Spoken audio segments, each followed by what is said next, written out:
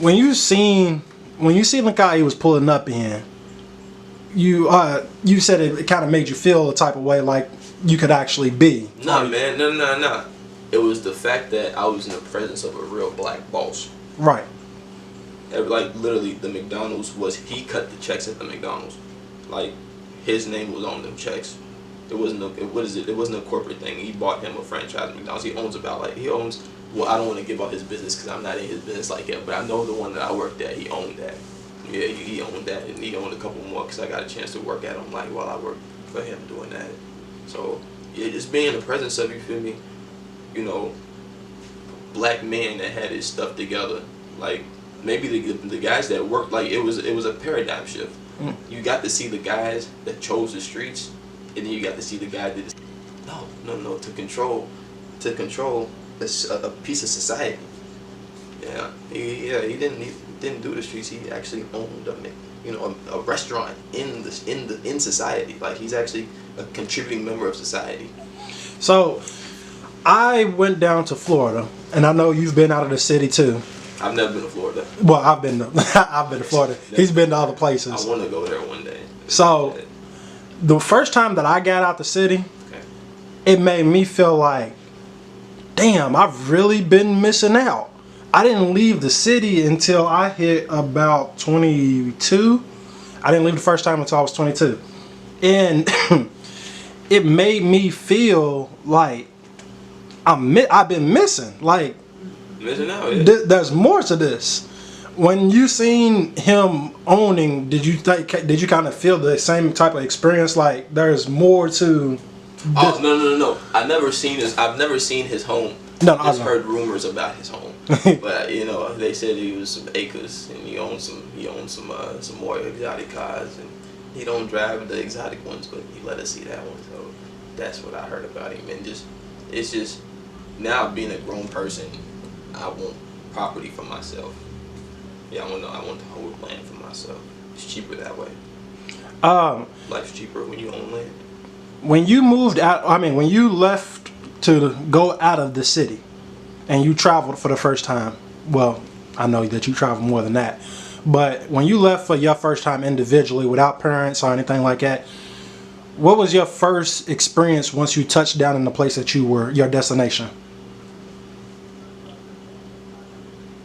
I can't lie. I grew up independent. I grew up in a house with my mother and dad, thank God, you know what I'm saying? Because now I need my pops more than ever in my life, and he's there for me still alive. So, yeah, we're going to thank the man one more time for that. But I've always lived on my own. Like, I lived in the basement growing up, so I always had my own door to let me in and out the house. I had a key. Then I had the side door that I used to use. So I grew up in a house with a bunch of people, but I always kind of had my own little section. Mm-hmm. Like, as a kid, I had my own bathroom. I was like maybe 10, 11, 12. I had my own bathroom, had my own, literally it's a fully furnished basement. I lived there by myself. And then as I got older, I moved back upstairs, but I still had a door on the side to let me out. So, and I had a car at 16, so I was always in and out. I paid for it, by the way. With those McDonald's checks, it cost me $16,500. Saved that money, and I got that car. But yeah. So, touching down in a new location, like I can't remember, you went out on a trip with your girlfriend and y'all, I can't remember where y'all went. We went to South Carolina. How was that experience? Hated it. It cost me $1,000 extra. Literally, no, I'm not even kidding. I had to pay $1,000 to fight a speeding ticket case.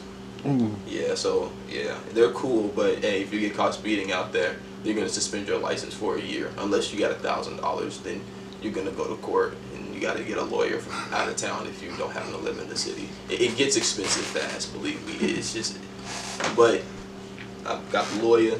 We went to war. We beat the case. Always pay for the lawyer, no matter what. Always pay the lawyer. Having a lawyer made it to where that speeding ticket didn't go to my car insurance company. So my insurance never took my rate up for it, and it was literally a speeding ticket out of town. And then after the court situations back and forth, and the money was paid to them, of course, I was able to get my driver's license back literally within I think 3 or 4 weeks. So yeah, pay them their money, man. Pay them their money. In life, there hasn't been too many big influencers on us, but That's a lie. I've always had huge influences in my life. I've always had a lot of influences.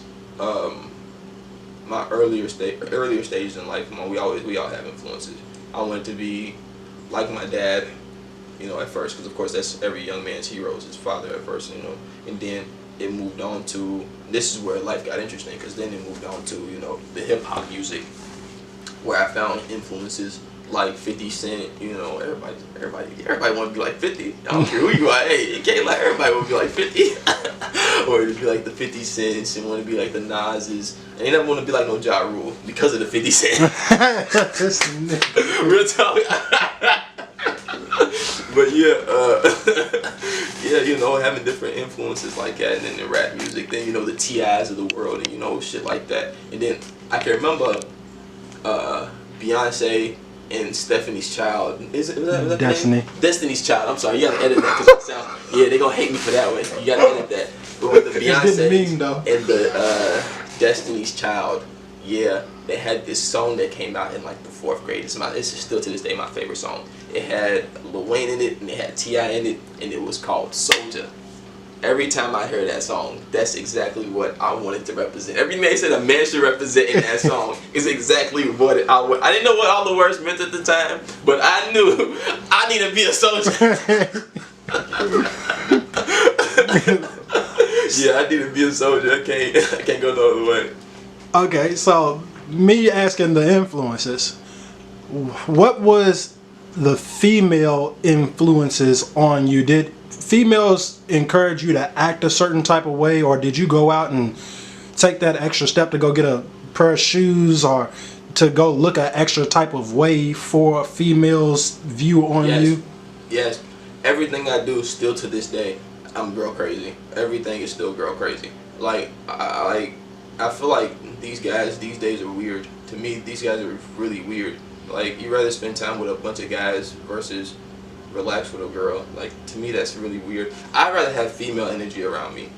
That's what that'd be my personal preference. Like, I'm gonna go the extra mile to get those shoes. I'm gonna wear, like, before everybody was wearing skinny jeans, I was wearing skinny jeans in high school. And that was back in 2010. Yeah, school in 2010. Bro, when I tell you, I try to bring back the what's that?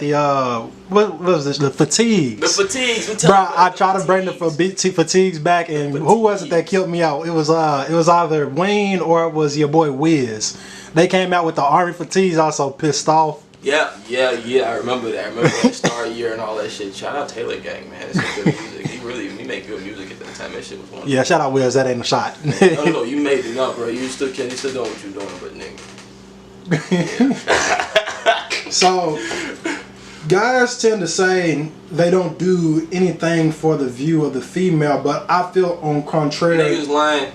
I tell you, you lying. Man, I don't care what another man thinks about me. For me, that doesn't matter to me. I'm gonna get my nails done because females think it's, they think okay, it's different. Man, I went the extra mile to wear the shoes. I bought the clothes. In 2010, when it wasn't cool to wear skinny jeans, I was wearing fucking skinny jeans. And I was catching hell for it, you feel me? So like, I did all that shit. I did all of that, and it was for the females. Wearing the nicest clothes, wearing the jewelry, the glasses. If a female said, you feel me, your hair looks nice in that type of mode, I'm wearing my hair like this for the next 3 weeks. I'll be doing it here. Look like it literally, like, if you don't do it for the females, I don't know what you're doing it for. Unless you happen to, no shots at the LGBT community or nothing like that. Live your life, do you? But still, don't nobody want what nobody else got. Get your stuff together, player. They just a pimp by his shoes, they say. Mine ain't nothing right now, so he ain't gonna pan down to him. Don't even trip. So, for those who basically claim that they don't do it for the females, I feel like every essence of a man is basic. Even if he has 15 to 20 females, he still does the things that he does for the extra bit of attention from the females. Bro, they want a new female too. You feel me? Bro, they always hate the guy that gets the girls. And if you're in a position where you're the guy that gets the girls, you have to maintain. You just got to maintain. You just got to. And then another thing about females that I prefer over men, they take care of you.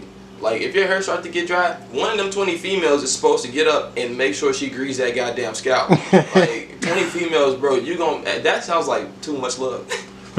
Real deal. Could you imagine to have 20 women that want to take care of you and love you all at the same time? Yeah, man, when I'm telling you my pops, bro, I know. I've seen it. It's just crazy. When it works right. Crazy. Yeah, when it works right, crazy. Yeah. But yeah.